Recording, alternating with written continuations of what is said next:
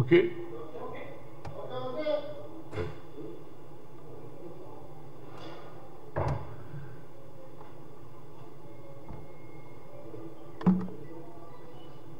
BJP కార్యకర్తల సమావేశంలో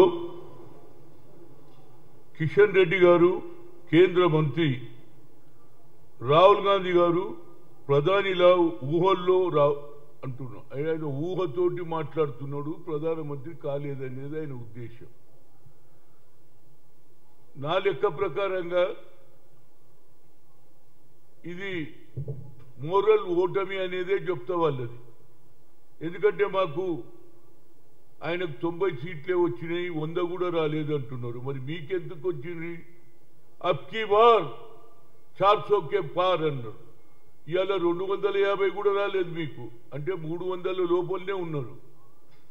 మీకు వచ్చినాయి 240 సీట్లే వచ్చినాయి. మిగతా అలియన్స్తో కలుపుకొని మీకు 289 వచ్చినాయి. మాకు ఇండియా కూటమి అన్ని కలిపితే 235 వచ్చింది. రాహుల్ గాంధీ గారు ఏమన్నారు?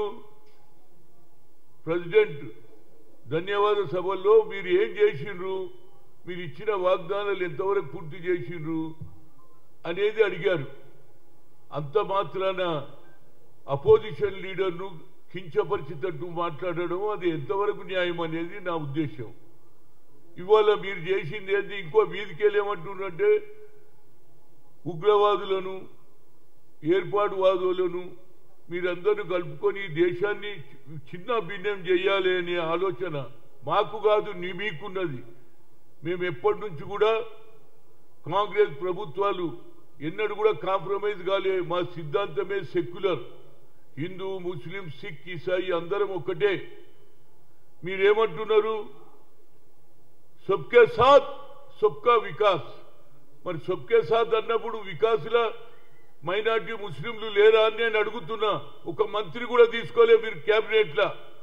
అంటే మీరు ఎంతవరకు దిగజారిందంటే కేవలం హిందువుల ఓట్లతోనే గెలవాలని, మీరే ఈ దేశాన్ని విభజించాలని ఆలోచన చేస్తున్న ఆలోచన మీది.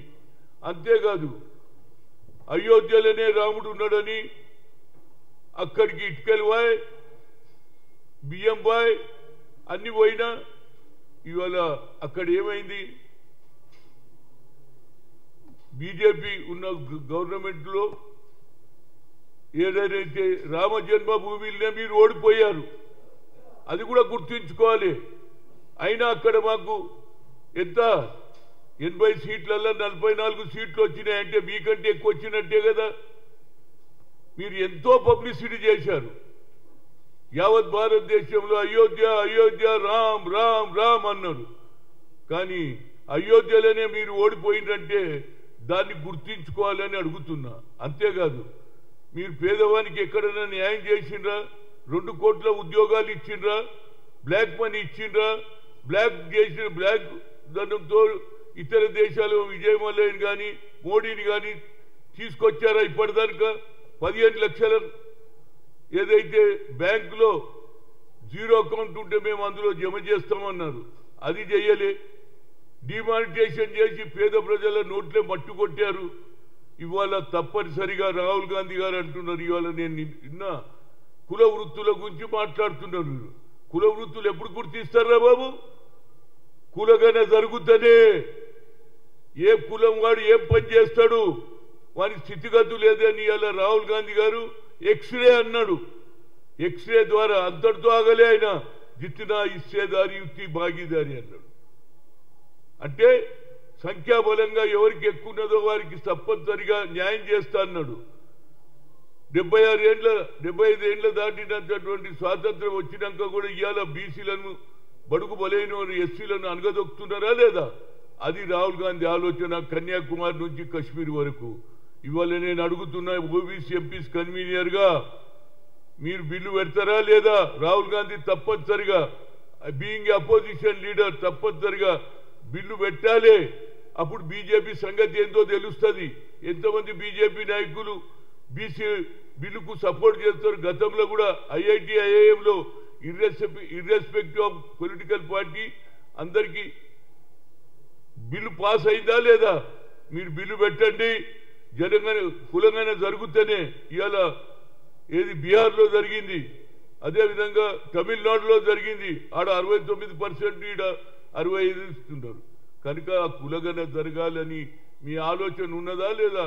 లేకుంటే నాగ్పూర్లో ఉన్నటువంటి ఆర్ఎస్ఎస్ చెప్తేనే చేస్తారని అడుగుతున్నా.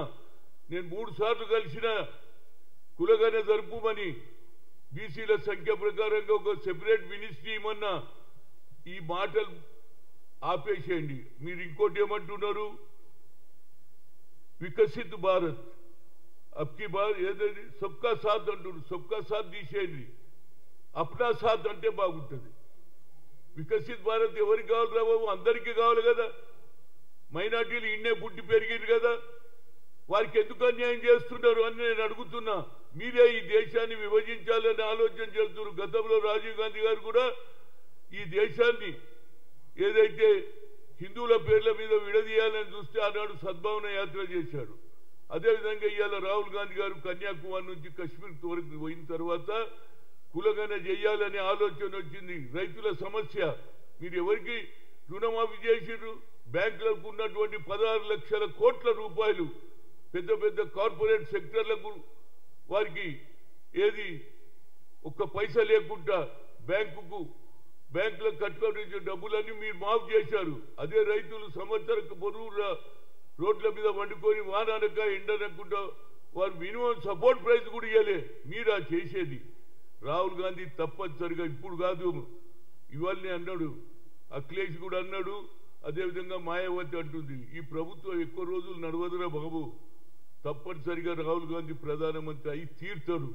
మీరు ప్రధానమంత్రిని ఏది రాహుల్ గాంధీని అపోజిషన్ లీడర్గా ఇన్సల్ట్ చేసే అధికారం లేదు. తప్పనిసరిగా మీరు ఇచ్చిన వాగ్దానాలు ఏది పూర్తి కాలే, ప్రజలకు ఇచ్చిన హామీ పూర్తి కాలే. ఎలక్షన్లో 400 సీట్లు వస్తాయంటే అది 240 వచ్చే. అదేవిధంగా ఇవాళ మీకు ఉన్న మాది కూడా సంఖ్య ఎంతున్నది? 235 మాది ఉంటే 289 మీకున్నది. ఎప్పుడన్నా ఈ ప్రభుత్వం ఎక్కువ రోజు, ఎందుకంటే మీరు ఇచ్చిన హామీలు నిలబెట్టుకోరు. ఎందుకంటే గతంలో కూడా ఇవే అబద్ధాలు చెప్పారు. ఇక్కడ మాత్రం ఏమడుగుతున్నారు? అదెందుకు చేస్తలేరు, ఇదెందుకు చేస్తలేరు? మీరు 10 ఏళ్లలో ఏం చేసిందని నేను అడుగుతున్నా.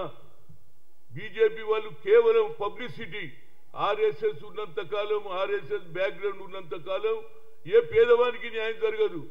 మీరు బీసీ బిల్లు పెట్టినప్పుడు మీరు మద్దతు ఇవ్వకపోతే మీ నిజ స్వరూపం బయటపడుతుంది. అందుగురించి సబ్కా సాత్ అప్నా వికాస్ అనే బదులు సబ్కా సాత్ అప్నా సాత్ అను, అప్నా సర్కార్ అని ఉంది, అది ఒప్పుకుంటా. ఇది కేవలం కార్యకర్తల మీటింగ్లో పెట్టి రాహుల్ గాంధీని ఇన్సల్ట్ చేయాలి అని చూస్తున్నారు. రాహుల్ గాంధీ ఇలా కడుగడ్డ నిన్నటి వరకు ఏమన్నా పప్పు అన్నారు, ఇప్పుడు పప్ప అయిండు. పప్ప బాబ్ బన్ గయా, కల్ తక్ బచ్చా సమझे अब బాబ్ బన్ గయా. తప్పనిసరిగా ఆయన మాట్లాడే వ్యవహారంలో కానీ అట్టడుగున ప్రజల గురించి ఆలోచన చేసే ఏకైక నాయకుడు అయిన రాహుల్ గాంధీ తప్పనిసరిగా ఈ దేశానికి ఆయన ప్రధానమంత్రి అయిన రోజే బడుగు బలైన వర్గాలకు న్యాయం జరుగుతూ వాళ్ళ నానమ్మ కూడా ఏ విధంగానైతే భూ సంస్కరణ అమలు చేసి దున్నేవాడికే భూమి ఇస్తే ఆ భూమి కూడా మీరు తీసేసుకుంటున్నారు.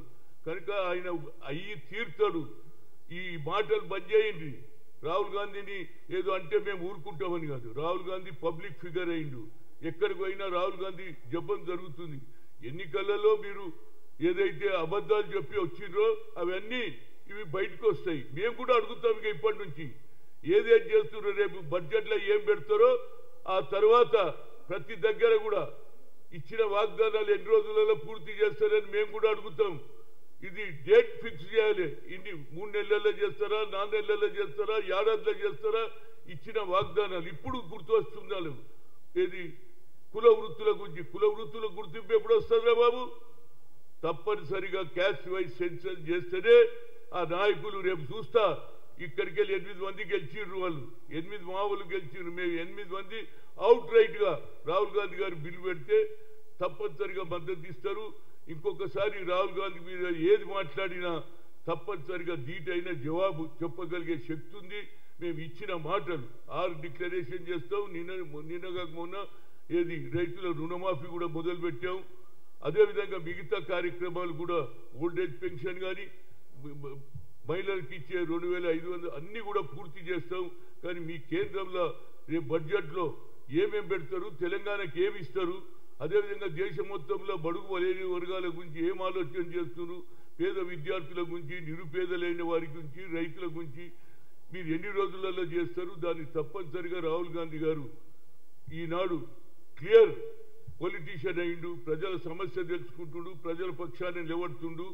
ఎవరు చేయని పని ఈ భారతదేశంలో 75 ఏళ్ల తర్వాత చరిత్ర స్వాతంత్రం వచ్చిన తర్వాత ఏకైక నాయకుడు అయిన రాహుల్ గాంధీ బడుగు బలైన వర్గాల గురించి క్యాస్ట్ వైజ్ సెన్సస్ అన్నారా లేదా? మీరు రాజ్నాథ్ సింగ్ 2008లో అన్నాడు, ఇంతవరకు చేయలే. 3 సార్లు కలిసినా ఏం చేయలే, సెపరేట్ మినిస్ట్రీ కూడా చేయలే. కానీ వచ్చేసారి తప్పనిసరిగా రాహుల్ గాంధీ గారు తప్పనిసరిగా పార్లమెంట్లో గట్టిగా ఏది ఎన్డీఏ గవర్నమెంట్ నిలదీస్తాడు, అడుగుతూనే ఉంటాడు, ప్రజల దగ్గర పోతూనే ఉంటాడు. ప్రజలకు న్యాయం వరకు మా పోరాటం కొనసాగుతుంది.